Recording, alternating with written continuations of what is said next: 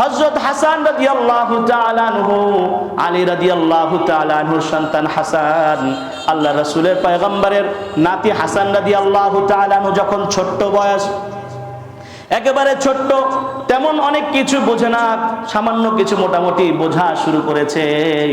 ওই সময় তিনি খেলতে খেলতে, বাচ্চাদের যেটা কাজ সাধারণত হয়ে থাকে, খেলতে খেলতে সামনে অনেকগুলো সৎকার খেজুর ছিল, ওই খেজুরগুলো তিনি হাতে নিয়ে নাড়াচাড়া করতেছিলেন। আর বাচ্চাদের স্বভাব হলো যখনই কোনো জিনিস সামনে পায় ওটাকে আগে মুখের মধ্যে দেয়, চাই সেটা নর্মাল জিনিস হোক অথবা খারাপ জিনিস হোক, ওটা মুখের মধ্যে দিয়ে দেয়।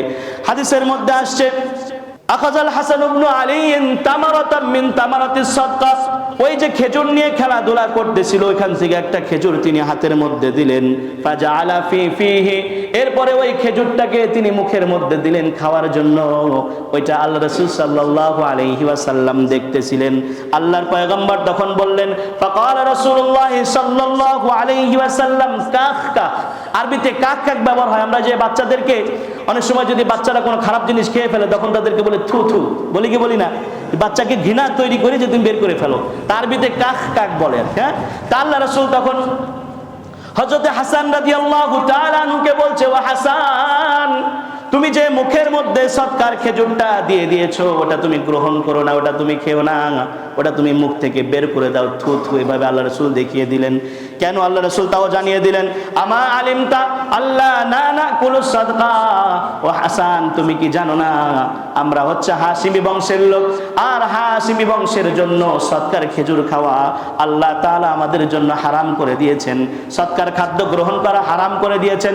সুতরাং তুমি এখনই তোমার মুখ থেকে ওই খেজুরটাকে ফেলে দাও। আল্লাহ রাসূল সাল্লাল্লাহু আলাইহি ওয়াসাল্লাম যখন বললেন, সাথে সাথে হাসান রাদিয়াল্লাহু তাআলা আনহু ছোট্ট বাচ্চা মুখ থেকে খেজুরটাকে বের করে দিলেন। সুবহানাল্লাহ। এটা একটা গুরুত্বপূর্ণ শিক্ষা। আমরা আমাদের সন্তানদেরকে যদি ছোটকাল থেকেই হারামের প্রতি ঘৃণা তৈরি করে দেই, ঘৃণা জন্মায় দেই যে না বাবা এটা তোমার জন্য খাওয়া হালাল নয়, তোমার জন্য হারাম, বাচ্চাদের মধ্যে যদি একবার এটা ঢুকিয়ে দেওয়া যায়, এই ছোট্ট মন, কচি মনের মধ্যে ঢুকিয়ে দিতে পারলে, তাহলে আমাদের বাচ্চাগুলো অন্তত বড় হয়ে হারামকে ঘৃণা করবে, হারামের সাথে জড়িত হবে না। আর যদি উল্টাটা হয় তাহলে তো বড় সমস্যা হয়ে যাবে। এজন্য বাবা মাকে সতর্কতা অবলম্বন করতে হবে, সন্তানরা যাতে করে এই সমস্ত হারাম কাজ থেকে বিরত থাকে, এই জন্য আমাদেরকে সর্বোচ্চ সতর্কতা অবলম্বন করতে হবে। সম্মানিত হাজরিন, আমরা দীর্ঘ কয়েক জুমা ধরে একটি বিষয় সম্পর্কে আলোচনা করছিলাম। বিষয়টি ছিল আমাদের যে সমস্ত ইবাদত বন্দেগী আছে, এই ইবাদত বন্দেগীগুলো আল্লাহ তাআলার দরবারে কবুল করানোর জন্য কিছু শর্ত আমাদেরকে মানতে হয়। এর মধ্যে আমরা প্রথমত আলোচনা করেছিলাম ইখলাস সম্পর্কে, তথা একমাত্র একনিষ্ঠ আল্লাহ তাআলাকে সন্তুষ্ট করার জন্যই আমলগুলো করতে হবে। 2 নম্বর আমরা আলোচনা করেছিলাম প্রত্যেকটা আমল অবশ্যই রাসূল করিম সাল্লাল্লাহু আলাইহি ওয়াসাল্লামের তরিকা অনুযায়ী হতে হবে। এবং 3 নম্বর আমরা আলোচনা করছিলাম, কয়েক জুমা ধরে বিষয়টা নিয়ে কথা বলছি, সেটা হচ্ছে আমরা যেই রিজিকটা গ্রহণ করে থাকি অবশ্যই সেটা হালাল হতে হবে এবং আমাদের উপার্জনটাও হালাল হতে হবে। সামনে রমজান মুবারক চলে আসতেছে, আমরা এই বিষয় সম্পর্কে কিছু আলোচনা করব। আজকে ইনশাআল্লাহ হালাল হারাম সম্পর্কে সর্বশেষ আলোচনা করব, যদিও এই বিষয় সম্পর্কে মুস্তাকিলভাবে আলাদাভাবে হালাল হারাম নিয়ে ইনশাআল্লাহ কখনো সুযোগ হলে আলোচনা করব ইনশাআল্লাহ। তো আমরা যে বিষয়টা নিয়ে কথা বলছিলাম, গত জুম্মায় আমরা আলোচনা করেছি, সর্বশেষ আমরা বলেছিলাম যে আমাদের সমাজে একটা একটা করে ধরে আলোচনা করতে গেলে অনেকগুলো বিষয় সামনে নিয়ে আসতে হয়। কারণ কোন একটা কাজ বৈধ, ওইটা যখনই কোনো রকম শরীয়তের শর্ত শরায়েতের মুখালিফ হয়ে যায়, বিপরীত হয়ে যায়, তখনই ওইটা অবৈধ হয়ে যেতে পারে। এজন্য সবচেয়ে সতর্কতা হলো আমি যেই কাজটা করতেছি এই কাজটা সম্পর্কে ডিটেলস জেনে এরপরে কোনো বিজ্ঞ আলেমদের সাথে পরামর্শ করা যে আমি এখন এই কর্মটা করতে চাচ্ছি বা এই কর্মের সাথে আমি সম্পৃক্ত আছি, এই কর্মটা আমার জন্য শরীয়তের দৃষ্টিতে বৈধ কি বৈধ না, অথবা আমার জন্য এটা গ্রহণ করা উচিত হবে কি হবে না, এই বিষয়টা নিয়ে আলেমদের থেকে পরামর্শ করা। যার কারণে দেখা যায় যে বড় বড় কোম্পানিগুলো, তারপরে বিভিন্ন কিছু যখন বড় বড় আয়োজন করা হয়, তখন যারা হকপন্থী মানুষ, যারা হকের প্রত্যাশী, যারা চায় নিজেদেরকে সঠিক পথে পরিচালিত করতে, তারা এই বিষয়গুলোকে ইন ডিটেলস লেখে এগুলোকে ওলামা ইকরামের কাছে নিয়ে যান, এবং নিয়ে যাওয়ার পরে ওলামা ইকরাম এটাকে চুচেরা বিশ্লেষণ করেন যে এর যে পথগুলো আছে, এই পথগুলো কোনটা সঠিক কোনটা ঠিক না, এই বিষয়গুলো বিশ্লেষণ করেন, এবং যদি কোনো কারেকশনের প্রয়োজন হয় সেটাও তারা করে দেন। এজন্য আমরা মনে করতে পারি যে এখানে একটু চাকরি করব, এখানে আবার ওলামা ইকরামের সাথে পরামর্শ কি দরকার আছে? অবশ্যই দরকার আছে। একজন মুমিন সে যে কাজটাই করবে তার সর্বাগ্রে মনে রাখতে হবে আমি একজন মুসলিম, এবং আমাকে কোন কর্মটা করা দরকার, কোন কর্মটা করা যাবে না, এ বিষয় সম্পর্কে একমাত্র ইসলামে আমাকে ফয়সালা দিতে পারে। সুতরাং যারা আমরা দিনের পথে চলতে চাচ্ছি, এটা আমাদের জন্য বাধ্যতামূলক। একজন মুসলিম তার জন্য অবশ্যই বাধ্যতামূলক তার কর্ম সম্পর্কে শরীয়ত কতটুকু বৈধতা দিয়েছে দেয় না এই বিষয়টা সম্পর্কে পূর্ণ অবগত থাকা। আপনার অন্যান্য বিষয়ে আলেম হওয়া লাগবে না, জানার দরকার নেই, কিন্তু আপনি যেটা আপনি করবেন, আপনি যদি কৃষি ক্ষেত্রেও কাজ করেন, অথবা আপনি যদি কোনো চাকরিও করেন, অথবা সাধারণ কোনো ব্যবসাও করেন, এটা সম্পর্কে আপনার জ্ঞান থাকতে হবে। এটা আপনার জন্য ফরজ। এটা আপনার জন্য কি ফরজ? অর্থাৎ যে কাজটা আপনি করতেছেন ওই কাজটা, আপনাকে অন্য কাজ জানা দরকার নেই। যেটা আপনি, যেমন আমরা যে কোনো কাজ গিয়ে শুরু করে দেই না। ব্যবসায়িক কিছু নিয়ম আছে, চাকরির কিছু নিয়ম আছে। যেমন চাকরি করতে হলে সবসময় দেখবেন যে বিজ্ঞাপনের মধ্যে লেখা থাকে, বিজ্ঞপ্তির মধ্যে, যে আমাদের একজন অভিজ্ঞ লোক দরকার। তো অভিজ্ঞতা, চাকরির ক্ষেত্রে অভিজ্ঞতার প্রয়োজন হয়। ব্যবসা করতে গেলে ওই ব্যবসায়ী সফল হয় যে ব্যবসা সম্পর্কে মোটামুটি অবগত হয় আগে, অর্থাৎ ব্যবসা সম্পর্কে জানে, ব্যবসার সাথে জড়িত থাকে, মোটামুটি একটা অভিজ্ঞতা অর্জন করে এরপরে নিজে ব্যবসা করে। এরকম যারা করে সাধারণত এরা সফল হওয়ার সম্ভাবনা বেশি থাকে। আর না হলে কোনো একটা বিষয় সম্পর্কে অবগত না হয়ে যদি আমরা শুরু করে দেই, সেক্ষেত্রে সফলতা পৌঁছানোটা আমাদের জন্য কঠিন হয়ে যায়। তো সেক্ষেত্রে আমি যে কাজটা করতেছি, এই কাজটা সম্পর্কে ইসলাম কতটুকু কি বলেছে, এই বিষয়টা সম্পর্কে অতটুকু আমাকে জানতেই হবে। এটা আমার জন্য বাধ্যতামূলক। কারণ আমার এই ইনকামের সাথে আমার জান্নাত জাহান্নামের সাথে সম্পর্ক। আমার ইনকামটা যদি হালাল হয়, এটার মাধ্যমে আমি যদি ইবাদত বন্দেগী করি, তাহলে আল্লাহ কবুল করবেন। নচেত আমি ইবাদত বন্দেগী করলাম, আমার ইনকাম হালাল না, তাহলে আমার ইবাদত বন্দেগী আল্লাহর দরবারে কবুলও হবে না। আর আমি এত কষ্ট করে ইবাদত বন্দেগী ঠিকই করে যাব, কিন্তু এর বিনিময়ে আমাকে জাহান্নামে যেতে হবে। পড়েন নাউজুবিল্লাহ। তো আমরা গত জুমায় বেশ কয়েকটা কথা বলেছিলাম, যেমন একজন ব্যবসায়ী সৎভাবে ব্যবসা শুরু করতে পারেন, কিন্তু ব্যবসার মধ্যে আবার কোনো সময় যদি মিথ্যার আশ্রয় নেন বা কোনো ধরনের মিথ্যা কথা বলেন, অথবা কাস্টমারকে ঠকানোর চেষ্টা করেন, অথবা এক জায়গার মাল আরেক জায়গার মাল বলে চালিয়ে দেন, ইত্যাদি যে সমস্ত ফাঁকফোকর থাকে আপনারা তো বুঝেন। অনেকেই মনে করেন যে আমি ব্যবসায়ী, আমি কাস্টমারের সাথে চালাকি করেছি। আসলে মিথ্যা বলা এটা চালাকি না, এটা ধোঁকাবাজি। এটা কি ধোঁকাবাজি? চালাকি ব্যবসায়িক কিছু কলা কৌশল আছে, সেটা আপনি শিখেন, তাতে সমস্যা নেই, যেটা বৈধ। কিন্তু মিথ্যা কথা বলা এটা কোনো চালাকি না, এটা হচ্ছে ধোঁকাবাজি। সুতরাং এই সমস্ত ধোঁকাবাজি ব্যবসা করলে আপনার হালাল ব্যবসা, কিন্তু এই ধোঁকাবাজির কারণে এটা হারামের মধ্যে পরিণত হয়ে যেতে পারে। এরপর আমরা বলেছিলাম যে আমরা কাজকর্ম করি, দায়িত্ব ফাঁকি দিয়ে থাকি। আমার সাথে চুক্তি হয়েছে 8 ঘন্টা ডিউটি, আমি করতেছি 6 ঘন্টা, আমি 5 ঘন্টা করতেছি, অথবা ঠিক মতো করতেছি না, হাজিরা দিচ্ছি না, মন চাই করলাম না, এটাও আমার পূর্ণ টাকাটা বৈধ হবে না। আমি চাকরি করতেছি বৈধ চাকরি, কিন্তু আমার যে ডিউটি, সেই ডিউটির মধ্যে আমি ফাঁকি দিচ্ছি, তাহলে কি হবে না? আমার পূর্ণ টাকাটা বৈধ হবে না। হালাল চাকরি, বৈধ চাকরি, কিন্তু তার মধ্যেও হারাম সম্ভাবনা আছে না নাই? আছে। সম্মানিত হাজির, এরপর বলেছিলাম যে একটা বিজ্ঞপ্তি দিয়েছে, আপনি ভুয়া সার্টিফিকেট দিয়ে সেখানে অংশগ্রহণ করেছেন, এটা আমাদের জন্য বৈধ না। এরপর আমরা বলেছিলাম সুদের ব্যাপারটা, এটা তো দীর্ঘস্থায়ী আলোচনা, এটা আমাদের বড় একটা রোগ আমাদের সমাজে। আমরা অনেক সময় এই বিষয়টাকে এড়াই যেতে চেষ্টা করি, অথচ দেখুন সুদটা অত্যধিক মারাত্মক একটা বিষয়। আসলে এই আলোচনাগুলো মূলত করার উদ্দেশ্য হচ্ছে আপনাদের অন্তরে একটু দাগ টেনে দেওয়া, রেখাপাত করা, যাতে করে আপনারা ফিরে আসেন। আমরা সবাই সবার কথা বলছি।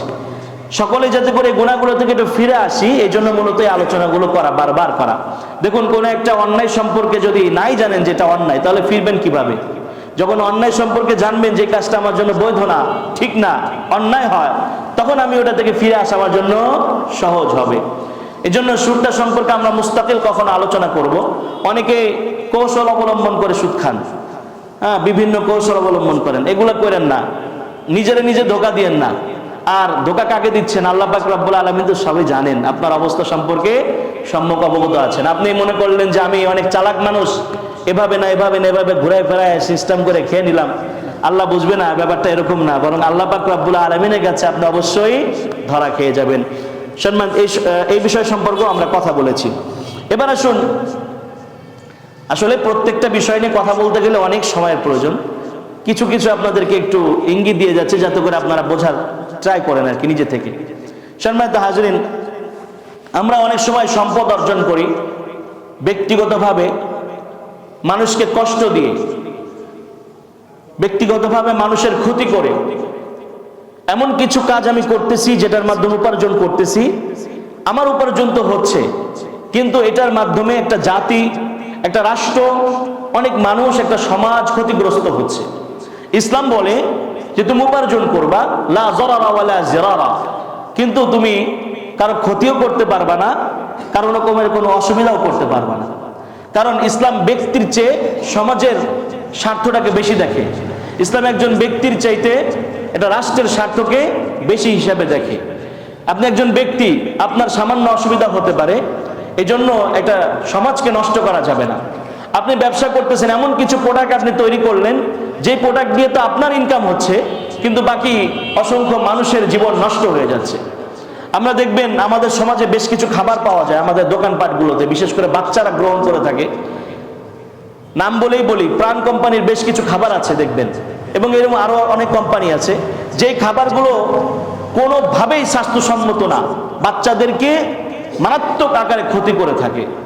আপনি তো ব্যবসার জন্য বাচ্চাদের মুখরোচক খাবার বানিয়ে দিচ্ছেন, কিন্তু প্রকৃতপক্ষে আপনি একটা রাষ্ট্রকে নষ্ট করে দিচ্ছেন, একটা সমাজকে শেষ করে দিচ্ছেন। কারণ একটা বাচ্চা যখন শুরু জীবনে অসুস্থ হয়ে যায়, এই বাচ্চাটা বড় হবে, বৃদ্ধ হবে, বয়স পর্যন্ত যাবে, এই অসুস্থতা তার সারা জীবন বয়ে নিয়েই যেতে হবে। সুতরাং এমন কিছু কেমিক্যাল আমরা যে বিভিন্ন খাবার বাচ্চাদের মুখে দেখে থাকি অনেক সময়, ললিপপ, তারপরে আরো কি জানি আছে, যে আইসক্রিম জাতীয়, এগুলো কোনোটাই স্বাস্থ্যসম্মত না। আপনি একজন মুমিন, আপনি এমন খাবারই তৈরি করবেন যেই খাবারটা মানুষের জন্য স্বাস্থ্যসম্মত, এটা আপনাকে অগ্রাধিকার দিতে হবে। রাসূল করিম সাল্লাল্লাহু আলাইহি ওয়াসাল্লামের ব্যাপারে খুবই কঠিন ছিলেন। একবার বাজারের মধ্যে গেলেন, দেখতে পেলেন যে একজন ব্যক্তি সরিষা নিয়ে আসছে, কিন্তু সরিষার মধ্যে আল্লাহ রাসূল হাত ঢুকিয়ে দিলেন, হাত বের করে আনছেন ভিতর থেকে সরিষা। দেখতে পেলেন যে নিচের দিকে বেশ কিছু ভিজা সরিষা আছে, একটু ভিজা। তা আল্লাহ রাসূল বললেন যে এটা কেন? বলছি ইয়া রাসূলুল্লাহ, অল্প কিছু ভিজা ভিতরে রয়ে গেছে। বলে এটা করা যাবে না, বরং তোমার উপরেও যেমন থাকবে ভিতরেও সেরকম থাকতে হবে। আমরা তো আরো নিচে নেমে গেছি। আমাদের এই সমাজে, আমাদের এই এলাকা থেকে, বিশেষ করে গোপালগঞ্জেও বেশ পাটের একটা ভালো প্রচলন আছে। তো এই পাটগুলো অনেক সময় খুলনাতে লোড হয়ে যেত এখান থেকে, আমাদের বাজার থেকেও দেখেছি আমি অনেক সময়।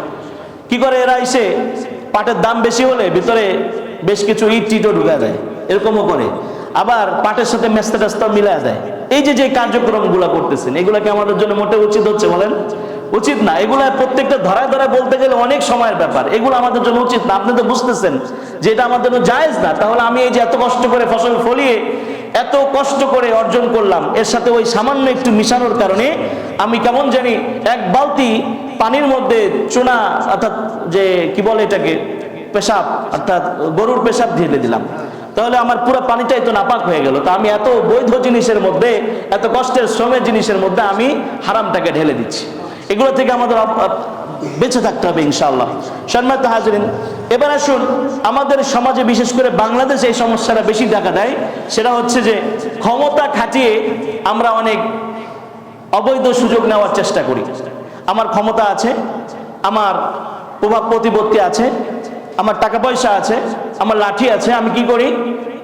বিভিন্ন সময় বিভিন্নভাবে এটার মাধ্যম দিয়ে, এই ক্ষমতাকে প্রয়োগ করার মাধ্যমে অবৈধ কিছু উপার্জন করি। এটা আমাদের সমাজে অ্যাভেলেবেল, এটা অস্বীকার করার কোনো সুযোগ নেই।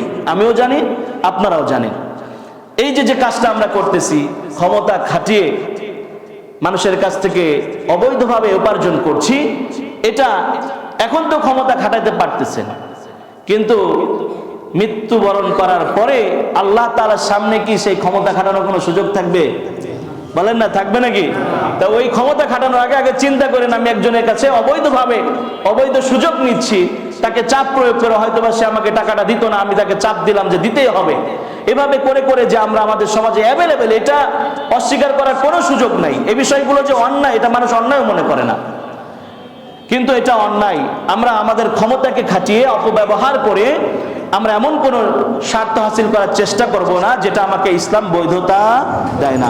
সম্মানিত হাজরিন, এরপরে আছে অনেক সময় আমরা প্রতারণার মাধ্যম দিয়ে বিভিন্ন কিছু উপার্জন করে থাকি। রাসূল করিম সাল্লাল্লাহু আলাইহি ওয়াসাল্লাম স্পষ্ট হাদিস, মান গাশশানা ফালাইসা মিন্না, যে ব্যক্তি ধোঁকা দেয় সে আমার উম্মত না। পড়েন নাউযুবিল্লাহ। যে ধোঁকা দেয় সে আমার উম্মত না। মান গাশশানা ফালাইসা মিন্না, এর চেয়ে ক্লিয়ার কথা আর হতে পারে না। আল্লাহ রাসূল বলছেন যারা ধোঁকা দেয় সে আমার উম্মত না, উম্মতের মধ্যে অন্তর্ভুক্ত থাকবে না, অর্থাৎ আল্লাহ রাসূলের শাফায়াত সে পাবে না, পরিচয় দিবেন আল্লাহ রাসূল তাকে, যে তাকে ধোঁকা দিচ্ছে। আমরা ব্যবসার ক্ষেত্রে এই কাজটা অনেক সময় করে থাকি, ধোঁকাবাজি করি, এটা আমরা করা যাবে না। প্রতারণার আশ্রয় নেওয়া, এটা থেকে অবশ্যই আমাদেরকে বিরত থাকতে হবে। এরপর আসুন ওজনে কম দেওয়া। এটা আমাদের সমাজে কতটুকু আছে আপনারা ভালো করে জানেন, অথচ এই ওজনে কম দেওয়ার কারণে আল্লাহ তাআলা একটা জাতিকে ধ্বংস করে দিয়েছিলেন। নাউযুবিল্লাহি মিন যালিক। একটা জাতি যাদের কাজ ছিল ওজনের মধ্যে মানুষকে কি দেওয়া, কম দেওয়া, যাদের ঘটনা আল্লাহ কোরআনে তুলে ধরেছেন, এরকম একটা জাতিকে আল্লাহ পাক রব্বুল আলামিন শুধু ওজনে কম দেওয়া, এই অন্যায়ের কারণে আল্লাহ তাআলা তাদেরকে ধ্বংস করে দিয়েছিলেন। এবার একটু চিন্তা করে দেখেন আমাদের সমাজে কি অবস্থা চলতেছে। আল্লাহ তাআলার সেই পরিস্থিতি যে এখন থাকতো, অর্থাৎ রাসূল করিম সাল্লাল্লাহু আলাইহি ওয়াসাল্লাম যদি আমাদের জন্য দোয়া করে না যাইতেন, আল্লাহকে বলেছিলেন, আল্লাহ আমার জাতির উপরে, আমার উম্মতের উপরে এমন কোন আযাব আপনি চাপিয়ে দেন না যে একেবারে সবাই শেষ হয়ে যাবে, এবং সরাসরি আল্লাহ তাআলা তৎক্ষণাৎ আযাব দিবেন। এ ব্যাপারে আল্লাহ তাআলা রাসূলকে বলেছিলেন যে না, আমি আমার উম্মতকে সরাসরি এভাবে আযাব দিব না, যার কারণে আমরা বেঁচে যাচ্ছি। কিন্তু প্রকৃতপক্ষে আমাদের সমাজে ওজনে কম দেওয়ার ব্যাপারে প্রচন্ড পরিমাণে খেয়ানত করা হয়ে থাকে। এবং এই যে পাটের কথা বললাম একটু আগে, আমি নিজে সাক্ষী, নিজে দেখেছি।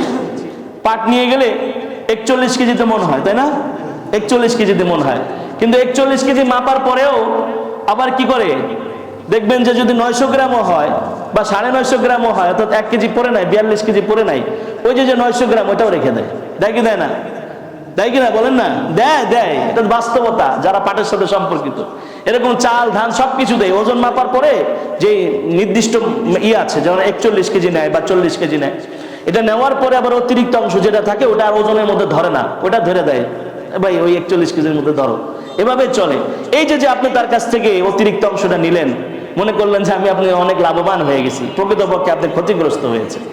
এরকম ভাবে আমাদের সমাজে ওজনে অনেক হেরফের হতে থাকে। এরপর আমরা যারা ধান পাট চাষ করি, আমরা চিন্তা করি যে পাটটা একটু ভিজা থাকতে, ধানটা একটু ভিজা থাকতে নিয়ে যাই, নিয়ে গেলে কি হবে, একটু ওজনটা বেশি হবে, দামটা বেশি পাবো।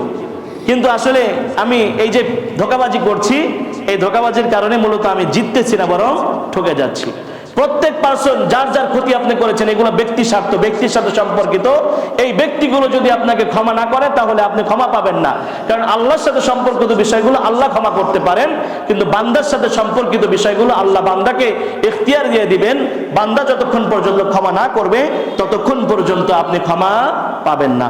সম্মানিত হাজরিন, আল্লাহ তাআলা কোরআন এই ব্যাপারে আমাদেরকে বলেছেন, ওয়াকিমুল ওয়াজনা বিল কিসতি ওয়ালা তুখসিরুল মিজান, ওয়াকিমুল ওয়াজনা বিল কিসতি ওয়ালা তুখসিরুল মিজান, তোমরা ন্যায্য মাপ প্রতিষ্ঠা করো, মাপে একজন আরেকজনকে তোমরা কম দিও না।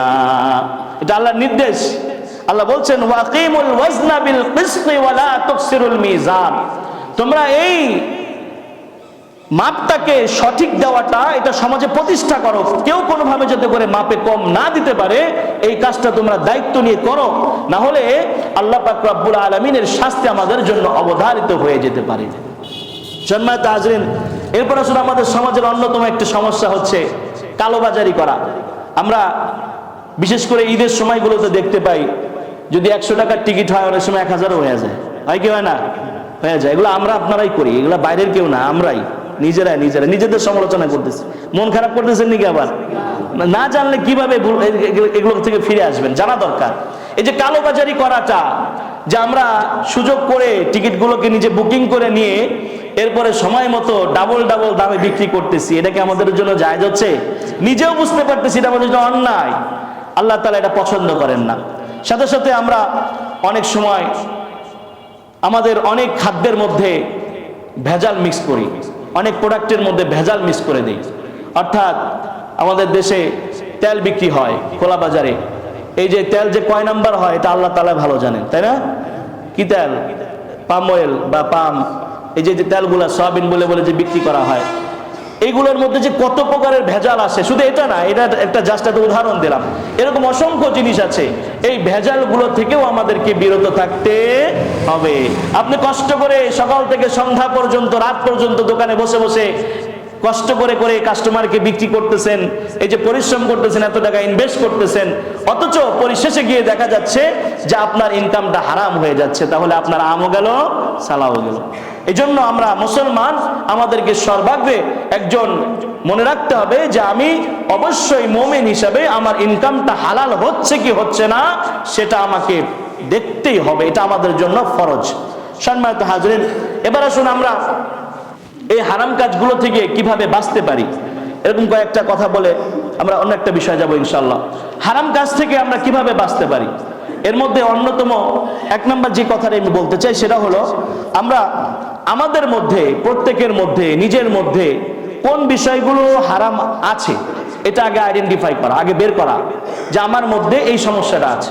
এই সমস্যাটাকে লিখে ফেলা, ডায়েরিতে নোট করা, নোট করে এবার এটাকে মাঝে মাঝে দেখা, এই নোটটাকে মাঝে মাঝে বের করে দেখা। দেখলে কি হবে, আমার মাঝে নিজের মধ্যে অনুশোচনা তৈরি হবে যে আমি তো এই অবৈধ কাজগুলো করতেছি। এবং যখন আমরা রাতের বেলা ঘুমাতে যাই তখন বালিশের সাথে মাথাটা লাগাই দিয়ে চিন্তা করা যে আমি এই যে ঘুমাতে আসছি সারাদিন কতগুলো অবৈধ কাজ করে আসলাম, কতগুলো হারাম কাজ করে আসলাম। এই যে ঘুমিয়েছি, ঘুম মানে কি? মৌত। ঘুম মানে কি? মৌত। এই জন্য ঘুম থেকে যখন আমরা উঠি তখন কি বলি? আলহামদুলিল্লাহিল্লাযী আহইয়ানা বা'দামা আমাতানা ওয়া ইলাইহিন নুশুর। আমরা বলে থাকি আলহামদুলিল্লাহিল্লাযী আহইয়ানা। সমস্ত প্রশংসা হবে আল্লাহ তাআলার, যে আল্লাহ তাআলা আমাদেরকে জীবিত করেছেন, তারপরে মৃত্যু দান করার পরে। অর্থাৎ আমরা যখন ঘুমিয়ে গিয়েছিলাম আমরা মৌতের মধ্যে চলে গিয়েছিলাম, হয় ঘুম ভাঙলে সকাল, না ঘুম ভাঙলেই কি হয়ে যায়? পরকাল। এই যে আমি যে ঘুমাচ্ছি, আমি যে হারাম কাজগুলো করতেছি, এটা যদি একবার আমরা একটু চিন্তা ভাবনা করি বালিশের সাথে মাথাটা লাগাই দিয়ে, তখন আসলে এই অনুশোচনার কারণে এই হারাম থেকে আমার দ্বারা ফিরে আসা সম্ভব। এই জন্য আমাদের মধ্যে সর্বপ্রথম যে অন্যায়গুলো আছে, যে হারাম কাজগুলো আছে, এগুলোকে নোট করা, নোট করে মাঝে মাঝে এগুলোকে দেখা যে আমি এগুলোকে এখনো ছাড়তে পেরেছি কি পারি নাই। এভাবে একটা বুদ্ধিমানের কাজ হবে। আমরা যদি এটা লিখে নিয়ে বারবার দেখি এবং এটা থেকে সংশোধন করার চেষ্টা করি, তাহলেই কেবল আমাদের দ্বারা সম্ভব হবে। সম্মানিত হাজিরিন, 2 নম্বর যে বিষয়টা আমরা লক্ষ্য রাখবো সেটা হচ্ছে কোন গুনাহ করলে কোন ধরনের ক্ষতি হতে পারে, কোন ধরনের আযাব হতে পারে, এই বিষয় সম্পর্কে জানা। ধরেন আমি একটা গুনাহ করি, ওই গুনাহটা শরীয়তের দৃষ্টিতে কতটা খারাপ, এর পানিশমেন্টটা কি হতে পারে, দুনিয়াতে এর কি পানিশমেন্ট হতে পারে, আখিরাতে এর কি পানিশমেন্ট হতে পারে, আমার জন্য কি শাস্তি রেডি আছে, এই বিষয়গুলো যখন একটু চিন্তা করব, তাহলে ইনশাআল্লাহ আশা করা যায় যে আমার জন্য গুনাহ থেকে ফিরে আসা সহজ হবে। কারণ আমি যখন এর ভয়ঙ্কর অবস্থা সম্পর্কে অবগত হব, গুনাহ করলে কোন কোন শাস্তিগুলো আমাকে দিতে পারে, আল্লাহ তাআলা দিবেন, সেই বিষয়গুলো সম্পর্কে যখন জানবো, শাস্তির ভয় যখন আমার মধ্যে কাজ করবে, তখন অটোমেটিক আমরা এই গুনাহগুলো থেকে বিরত থাকতে পারবো। সম্মানিত হাজিরিন, 3 নম্বর যে বিষয়টা আমরা ফলো করতে পারি সেটা হচ্ছে আমরা অনেক সময় গুনাহ করি, হারাম কাজ করি পরিবেশের কারণে। অর্থাৎ অনেক সময় এমন হয় যে বন্ধু বান্ধবের পাল্লায় পড়ে, অথবা যাদের সাথে চলাফেরা করি তাদের পাল্লায় পড়ে, অথবা যেখানে আছি সে সমস্ত মানুষের, আশেপাশের মানুষের প্রভাবের কারণে আমরা অনেক সময় হারাম কাজে জড়িয়ে পড়ি। অর্থাৎ আপনার পরিবেশ, আপনার অবস্থান, আপনি যেখানে অবস্থান করছেন সেই পরিবেশের কারণে অনেক সময় গুনাহ হয়ে যায়। এজন্য ওই পরিবেশটাকে ত্যাগ করা। আমার যদি কোনো বন্ধুর কারণে আমি গুনাহ করি, আমি যদি কোনো বন্ধুর কারণে খারাপ কোনো নেশার মধ্যে জড়িয়ে পড়ি, আমি যদি আমার কোনো বন্ধুর কারণে হারাম কোনো কাজের মধ্যে জড়িয়ে যাই, তাহলে ওই বন্ধুকেই ত্যাগ করে দেওয়া, এমন বন্ধুত্বই গ্রহণ করা। আল্লাহ তাআলা বলেছেন কোরআনে, ওয়াকুনু মা'আস সাদিকিন, তোমরা সত্যবাদী এবং সালেহিনদের সাথে, সৎ ব্যক্তিদের সাথে সবসময় অবস্থান করো। কেন? কারণ যখন আপনি ভালো কাজ করবেন, ভালো মানুষদের সাথে ওঠা বসা করবেন, অটোমেটিক আপনার ভালোর প্রতি উদ্বুদ্ধ হবেন। আর যখন খারাপ মানুষদের সাথে মিশতে থাকবেন, আপনার মহলটা যখন খারাপ হবে, তখন আস্তে আস্তে আপনিও খারাপের দিকে ঝুঁকে যাবেন। দেখবেন, আমি সংক্ষেপে বলছি একটা ঘটনা। একজন ব্যক্তি নামাজ কালাম ঠিক মতো পড়তেন না, তো কোন এক আল্লাহর বান্দা তাবলীগের মাধ্যমে তাকে বুঝিয়ে শুনে তাবলীগে নিয়ে গেছে। তো তাবলীগে নিয়ে যাওয়ার পরে তিনি নামাজ অভ্যস্ত হয়েছেন এবং তাকবীর উলার কি মর্যাদা সেটা তিনি বুঝতে পেরেছেন। তো দীর্ঘদিন নামাজ পড়তেছিলেন, হঠাৎ করে নামাজ শেষ করে আমি দেখি যে লোকটা হাওমাও করে কান্নাকাটি করতেছে। তা আমি জিজ্ঞাসা করলাম যে আপনি কাঁদতেছেন কেন?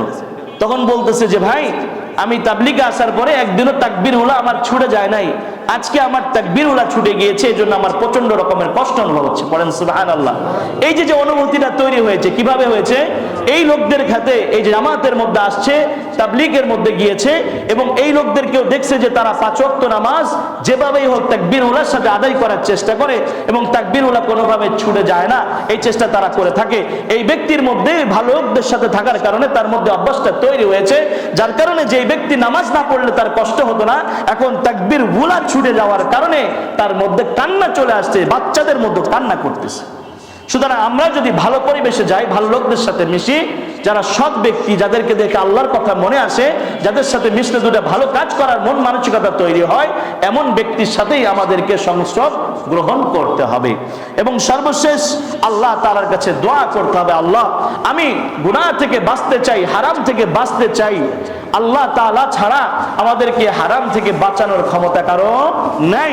কারণ ইবলিসকে যখন আল্লাহ পাক রব্বুল আলামিন মারদুদ বানিয়ে দিয়েছিলেন, অভিশপ্ত বানিয়ে দিয়েছিলেন, তখন আল্লাহ তাআলাকে ইবলিস বলেছিল, আল্লাহ তোমার বান্দাদের যে সমস্ত পথ আছে সিরাতে মুস্তাকিমের পথ, ওই পথগুলোর মাঝে মাঝে আমি দাঁড়িয়ে থাকব, যাতে করে তোমার বান্দাদেরকে আমি ওই পথ থেকে সরিয়ে সরিয়ে খারাপ পথের দিকে নিয়ে যেতে পারি। ইবলিস আমাদের উপরে অনেক শক্তিধর, অনেক ক্ষমতার অধিকারী। এই ইবলিস থেকে যদি আমরা বাঁচতে চাই, এই গুনাহগুলো থেকে যদি আমরা বাঁচতে চাই, আল্লাহ তাআলার সাহায্য ছাড়া কখনোই সম্ভব। এই জন্য আমাদেরকে আল্লাহ তাআলার কাছে দোয়া করতে হবে, আল্লাহ আমি হারাম থেকে বাঁচতে চাই, হারাম খাবার থেকে বাঁচতে চাই। আল্লাহ তাআলা আমাদের সবাইকে তৌফিক দান করুন, সকলে বলি আমিন। সম্মানিত হাজরিন, সর্বশেষ কয়েকটা সামারি বলেই আমরা অন্য একটা আলোচনায় চলে যাব ইনশাআল্লাহ। অবৈধ উপার্জন যারা আমরা করতেছি, স্বাভাবিকভাবে আমরা 8টা ক্ষতি নিজেদের মধ্যে ডেকে আনতেছি। 8টা ক্ষতি, এই 8টা ক্ষতির কথা বলে আমরা অন্য আলোচনায় যাব। প্রথমত, যে সমস্ত ব্যক্তিরা হারাম খাদ্য গ্রহণ করেন, আল্লাহ পাক রব্বুল আলামিন তাদের দোয়া কবুল করেন না। পড়েন না আউযুবিল্লাহ। আমরা গত সপ্তাহে এই হাদিসটা বলেছিলাম যে একজন ব্যক্তি দূর দূরান্ত থেকে সফর করে এসেছে। আমরা জানি যে মুসাফির ব্যক্তি এমন, যে একজন মুসাফিরের ব্যাপারে বলেছিলেন, সে মুসাফির কষ্ট করে অনেক দূর থেকে পরিশ্রম করে করে কাবা ঘরের গেলাফের পাশে এসে দাঁড়িয়ে, কাবা ঘরের পেশায় এসে দাঁড়িয়ে আল্লাহ তাআলার কাছে ইয়া রাব্বি বলে দোয়া করতেছে, অথচ মাতআমু হারামুন ওয়া মাশরাবু হারামুন, অথচ সে যে খাবারটা গ্রহণ করেছে, যে পানীয়টা গ্রহণ সব হারাম। এই ব্যক্তির দোয়া আল্লাহ তাআলার দরবারে কবুল হয় না।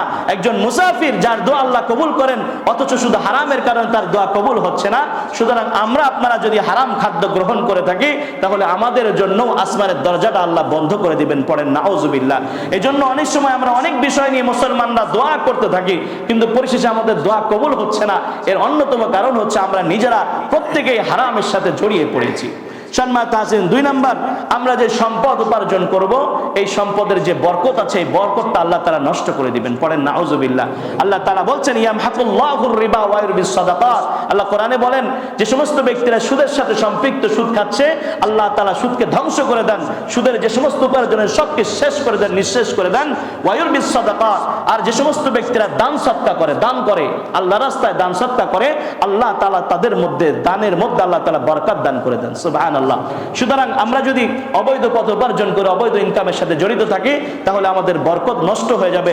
যদিও আমরা দেখতে পাচ্ছি যে অনেক ফুলে ফেপে অনেক টাকা পয়সা হচ্ছে, কিন্তু এটা হচ্ছে ওই বুলেটের মতো, যে বুলেটটা শরীরে এক পাশ দিয়ে ছোট্ট ছিদ্র হয়ে ঢুকে আর পেছন দিয়ে ভোগলা হয়ে বের হয়ে যায়। ঠিক সুদটা এরকম মারাত্মক, যখন কোন আমাদের সম্পদের মধ্যে এটা ছোট্ট ছিদ্র হয়ে ঢুকতেছে, মনে করতেছি অনেক, কিন্তু যখন যাবে একেবারে আমাকে পরিপূর্ণ নিঃশেষ করে দিয়ে তারপরে চলে যাবে। সম্মানিত হাজিরিন, আমার জন্য 3 নম্বর যে সতর্কতা আমাদের জন্য, যারা অবৈধ উপার্জন করি তাদের জন্য ধ্বংস অনিবার্য। আল্লাহ তাআলা বলেছেন, এরপরেও যদি তোমরা এই নসিহত গুলো জানার পরেও যদি তোমরা বিরত না হও, না ফিরে আসো, তাহলে শুনে রাখো, ফাইল্লাম তাফআলু ফা'দানু বিহারবিন মিনাল্লাহি ওয়া রাসূলি, তাহলে আল্লাহ এবং আল্লাহ রাসূলের সাথে তোমরা যুদ্ধ ঘোষণা করেছো। নাউজুবিল্লাহ, আল্লাহ এবং আল্লাহ রাসূলের সাথে তোমরা যুদ্ধ ঘোষণা করে দিয়েছো। তাহলে আমাদের জন্য আল্লাহ এবং আল্লাহ রাসূলের সাথে যুদ্ধ করা মানে আমাদের ধ্বংস কি হয়ে যাবে, একেবারে অনিবার্য হয়ে যাবে। এরপরে 4 নাম্বার হচ্ছে যে ক্ষতিটা হয়ে থাকে, আল্লাহ তাআলা যে সমস্ত ব্যক্তিরা হারাম উপার্জন করেন তাদের উপর অসন্তুষ্ট হয়ে যান। পড়েন নাউজুবিল্লাহ। আল্লাহ তাআলা যদি অসন্তুষ্ট হন তাহলে পুরা দুনিয়ার মানুষ আমাদের উপরে সন্তুষ্ট হলে কোনো কাজে আসবে না। আর আল্লাহকে যদি সন্তুষ্ট করা যায় তাহলে আমাদের স্বাভাবিকভাবেই আল্লাহ, আমার দুনিয়ার কোনো অসন্তুষ্টি আমার কোনো কাজে আসবে না, বরং সেটা আমাদের জন্য কাজে আসবে। সুতরাং যে সমস্ত ব্যক্তিরা হারাম উপার্জন করছে আমাদেরকে সতর্ক থাকতে হবে, মনে রাখতে হবে যে আল্লাহ আমার প্রতি সন্তুষ্ট না। সম্মানিত হাজিরিন, এবার আসুন, রাসূল করিম সাল্লাল্লাহু আলাইহি ওয়াসাল্লাম তার প্রতি অভিশাপ করেছেন। আল্লাহ রাসূল এই সমস্ত ব্যক্তিদের উপর অভিশাপ করেছেন। আল্লাহ রাসূল বলেন, লাআনা রাসূলুল্লাহ সাল্লাল্লাহু আলাইহি ওয়াসাল্লাম আকিলার রিবা ওয়া মুকিলাহু ওয়া কাতিবাহু ওয়া শাহিদাইহি ওয়াকালাহুম সাওয়াউন।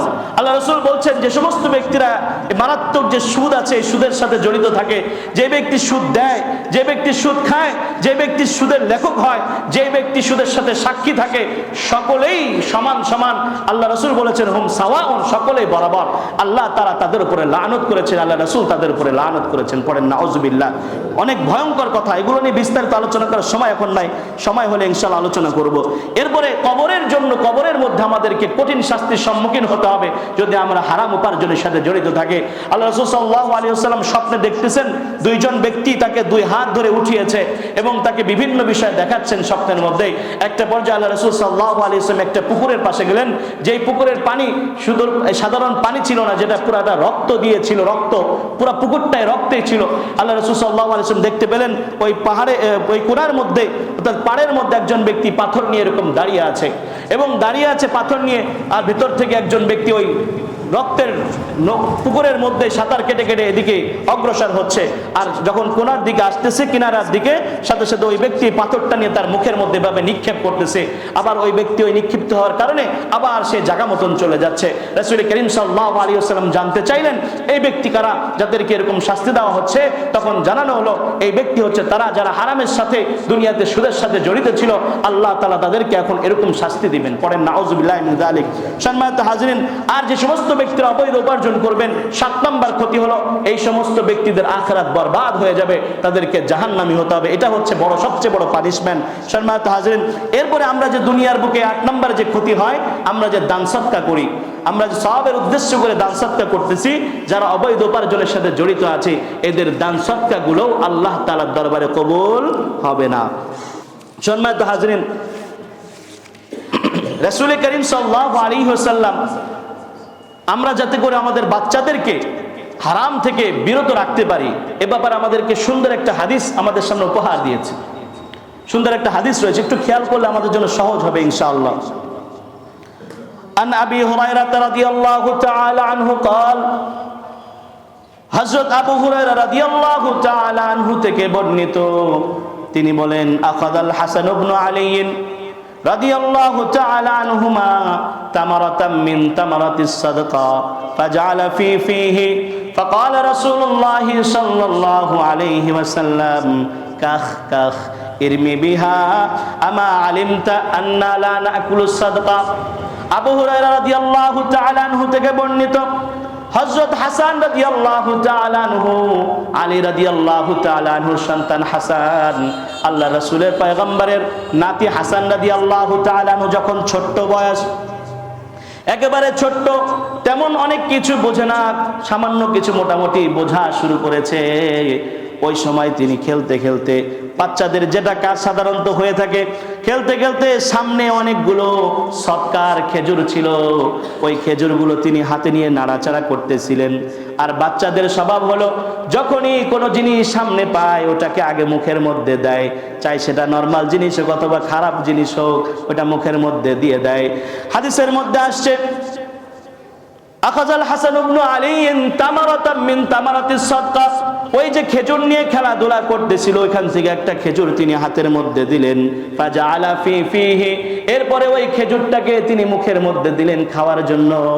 ওইটা আল্লাহ রাসূল সাল্লাল্লাহু আলাইহি ওয়াসাল্লাম দেখতেছিলেন। আল্লাহর পয়গম্বর তখন বললেন, ফাকাল রাসূলুল্লাহ সাল্লাল্লাহু আলাইহি ওয়াসাল্লাম কাখ কাখ, আরবিতে কাক কাক ব্যবহার হয়। আমরা যে বাচ্চাদেরকে অনেক সময় যদি বাচ্চারা কোনো খারাপ জিনিস খেয়ে ফেলে তখন তাদেরকে বলে থু থু, বলি কি বলি না? বাচ্চাকে ঘৃণা তৈরি করে যে তুমি বের করে ফেলো, তার বিতে কাক কাক বলে। হ্যাঁ, তা আল্লাহ রাসূল তখন হযরত হাসান রাদিয়াল্লাহু তাআলা আনহুকে বলছে, ও হাসান, তুমি যে মুখের মধ্যে সৎকার খেজুরটা দিয়ে দিয়েছো ওটা তুমি গ্রহণ করো না, ওটা তুমি খেও না, ওটা তুমি মুখ থেকে বের করে দাও, থু থু। এভাবে আল্লাহ রাসূল দেখিয়ে দিলেন। কেন আল্লাহ রাসূল তাও জানিয়ে দিলেন, আমা আলিমতা আল্লাহ না না কুলু সাদকা, ও হাসান তুমি কি জানো না আমরা হচ্ছে হাশিমি বংশের লোক, আর হাশিমি বংশের জন্য সৎকার খেজুর খাওয়া আল্লাহ তাআলা আমাদের জন্য হারাম করে দিয়েছেন, সৎকার খাদ্য গ্রহণ করা হারাম করে দিয়েছেন। সুতরাং তুমি এখনই তোমার মুখ থেকে ওই খেজুরটাকে ফেলে দাও। আল্লাহ রাসূল সাল্লাল্লাহু আলাইহি ওয়াসাল্লাম যখন বললেন, সাথে সাথে হাসান রাদিয়াল্লাহু তাআলা আনহু ছোট্ট বাচ্চা মুখ থেকে খেজুরটাকে বের করে দিলেন। সুবহানাল্লাহ। এটা একটা গুরুত্বপূর্ণ শিক্ষা। আমরা আমাদের সন্তানদেরকে যদি ছোটকাল থেকেই হারামের প্রতি ঘৃণা তৈরি করে দেই, ঘৃণা জন্মায় দেই যে না বাবা এটা তোমার জন্য খাওয়া হালাল নয়, তোমার জন্য হারাম, বাচ্চাদের মধ্যে যদি একবার এটা ঢুকিয়ে দেওয়া যায়, এই ছোট্ট মন কচি মনের মধ্যে ঢুকিয়ে দিতে পারলে, তাহলে আমাদের বাচ্চাগুলো অন্তত বড় হয়ে হারামকে ঘৃণা করবে, হারামের সাথে জড়িত হবে না। আর যদি উল্টাটা হয় তাহলে তো বড় সমস্যা হয়ে যাবে। এজন্য বাবা মাকে সতর্কতা অবলম্বন করতে হবে, সন্তানরা যাতে করে এই সমস্ত হারাম কাজ থেকে বিরত থাকে, এই জন্য আমাদেরকে সর্বোচ্চ সতর্কতা অবলম্বন করতে হবে।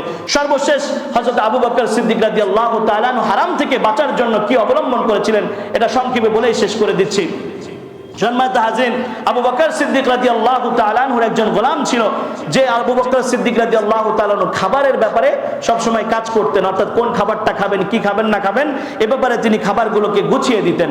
তাহলে হযরত আবু বকর সিদ্দিক রাদিয়াল্লাহু তাআলা আনহুর একটা অভ্যাস ছিল, তিনি যখন খাবার খেতে বসতেন তখন সবাইকে জিজ্ঞাসা করতেন, গোলামকে জিজ্ঞাসা করতেন, এই খাবারটা তুমি কোন থেকে এনেছো বা কিভাবে এনেছো, খাবারটা কোন জায়গা থেকে আসছে, অর্থাৎ তিনি খাবারের ব্যাপারে ডিটেইলসটা জানতেন, এরপরে তিনি খাবার গ্রহণ করতেন। কোন একদিন আবু বকর সিদ্দিক রাদিয়াল্লাহু তাআলা খাবার খাওয়া শুরু করলেন, তিনি ওইটা জিজ্ঞেস করতে ভুলে গেলেন। একটা পর্যায়ে কয়েক লোকমা খাবার তিনি খেয়ে ফেললেন। এর মধ্যে গোলাম তাকে জিজ্ঞাসা করছে, ও আমিরুল মুমিনিন, আপনি তো সব সময় আমার কাছে জানতে চান এই খাবারটা কোত্থেকে আসছে, আজকে তো জিজ্ঞাসা করলেন না। তখন আমিরুল মুমিনিন বলেন, ঠিক আছে এখন বলো, এখন যেহেতু মনে এসেছে তুমি বলে ফেলো কোত্থেকে খাবারটা আনছো। তখন ওই গোলাম বলতেছে, আমিরুল মুমিনিন, আমি জাহিলিয়াতের যুগে একটা কাজ করতাম, সেটা হচ্ছে গণকের কাজ করতাম। গণক অর্থাৎ যে গণক আছে না আমাদের দেশে, হাতটা গুনে টেনে বেড়ায়, যেগুলো আমাদের জন্য জায়েজ নাই, এই কাজটা আমি করতাম। তো ওই জাহিলিয়াতের যুগে আমি এই কাজটা করতাম, অতটা কাজটা আমি ভালো মতো পারতাম না, কারণ গণকরা তো স্বাভাবিক ভালো কাজ পারার সুযোগও নাই, কারণ গায়েবের খবর তো কে জানে, একমাত্র আল্লাহ তাআলা জানে। তো বলতেছে, আমিরুল মুমিনিন, আমি এরকম সমস্যা এই কাজটা আমি করতাম কিন্তু ভালোভাবে জানতামও না। তো একটা পর্যায়ে আজকে আমি ওখান থেকে যাচ্ছিলাম, একজন ব্যক্তির অনেক আগে কাজ করে দিয়েছিলাম, সেই ব্যক্তি আজকে আমাকে ওই বাবদ কিছু খাবার দিয়েছে, ওই খাবারটা নিয়ে এসেছি, আপনাকে খাবারটা দিয়েছি। তখন হযরত আবু বকর সিদ্দিক রাদিয়াল্লাহু তাআলা আনহু প্রচন্ড রাগান্বিত হয়ে গেলেন এবং বললেন, গোলাম তুই তো আমাকে শেষ করে দিলি, আমাকে ধ্বংস করে দিলি। এই বলে সাথে সাথে তিনি তার আঙ্গুলগুলোকে মুখের মধ্যে ঢুকিয়ে দিলেন, গলার মধ্যে ঢুকিয়ে দিলেন, খাবারগুলোকে বের করার চেষ্টা করতেছিলেন, কিন্তু কোনোভাবে বের হচ্ছিল না, বমি হচ্ছিল না। একটা পর্যায়ে তিনি এক পেয়ালা ভর্তি পানি আনার জন্য নির্দেশ প্রদান করলেন। এক পেয়ালা ভর্তি পানি আনা হলো। এরপরে সেই পানিগুলোকে তিনি মুখের মধ্যে দিলেন। অতিরিক্ত পানি যখন ভিতরে গেলেন তখন খাবারগুলো আস্তে করে বমি হয়ে বের হয়ে আসলো। কেউ জিজ্ঞাসা করলো, আমি আমিরুল মুমিনিন, আপনি তো না জেনে খাবারটা গ্রহণ করেছিলেন, আপনি তো এটা না করলেও পারতেন। তখন আমিরুল মুমিনিন জবাব দিয়েছেন, এই খাবারটা বের করতে গিয়ে আমি আবু বকরের জীবনটাও যদি চলে যেত তাহলে অবশ্যই আমি এই খাবারটা বের করেই ছাড়তাম। পড়েন সুবহানাল্লাহ। কেন? তিনি বলেছিলেন, রাসূল করিম সাল্লাল্লাহু আলাইহি ওয়াসাল্লাম বলেছেন, লা ইয়াদখুলুল জান্নাতা জাসাদুন গুযিয়া বিল হারাম, ওই শরীরটা জান্নাতের মধ্যে প্রবেশ করবে না যেই শরীরের মধ্যে হারাম খাদ্য প্রবেশ করেছে। পড়েন নাউযুবিল্লাহ। সুতরাং সাহাবায়ে কেরাম রিদওয়ানুল্লাহি আলাইহিম আজমাইনদের যেই পদ্ধতি, পথ ছিল, পন্থা ছিল, সে বিষয়গুলো থেকে আমাদের শিক্ষা গ্রহণ করতে হবে। আল্লাহ তাআলা আমাদের সবাইকে যে আলোচনাগুলো করেছি ভুল ভ্রান্তি মার্জনা করে প্রত্যেককেই হারাম থেকে বাঁচার মতো তৌফিক দান করুন। সকলে পড়ি আমিন। ওয়া আখির দাওয়ানা আলহামদুলিল্লাহি রাব্বিল আলামিন। ওয়াসসালামু আলাইকুম ওয়া রাহমাতুল্লাহি ওয়া বারাকাতুহু।